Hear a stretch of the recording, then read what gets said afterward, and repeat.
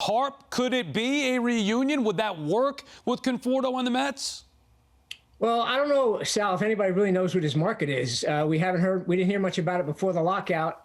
We don't know what kind of teams expressed interest and to what length, what kind of long-term deals might be out there. I think that's the key, obviously, because I think if it were to happen, it should be on a short-term deal. For the Mets, makes sense coming off his down year. I don't think they're going to invest long-term in him.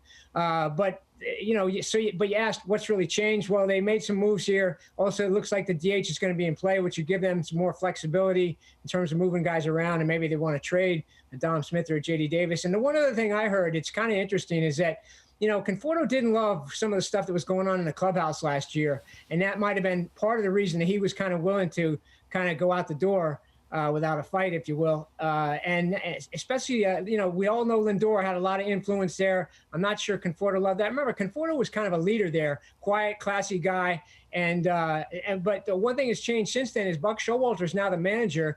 That might give Conforto a little bit more comfortability in terms of coming in there and knowing that clubhouse is going to be run by a veteran manager. From the Mets' perspective, I could see there being interest here and wanting, and possibly fitting Michael Conforto back on this roster. They certainly only have 3 true outfielders on the roster right now. You could talk about Khalil Lee and Nick Plummer. Are they ready? Maybe, maybe not. I don't know that you necessarily want to bank on one of them if somebody else gets hurt. So, yeah, there's room for Conforto. And then with the DH, that offers a few more at-bats, in the mix here with some of these position players. Jim, where would you think Conforto would be a fit once the offseason restarts?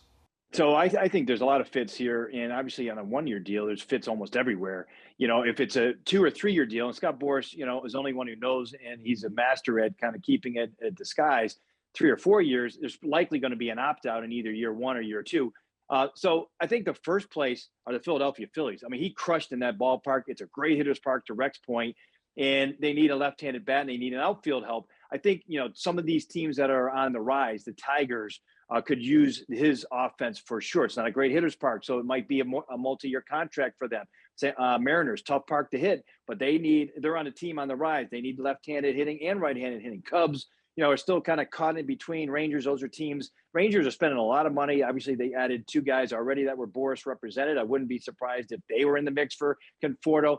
So there's a lot of potential options there. Do I think the Mets should pursue him? I do. I agree with Rec, though. I don't see him wanting to come back, even if Buck Showalter is there, unless it was a 4 or 5 year deal, something along those lines. And I don't think the Mets are going to go down that road.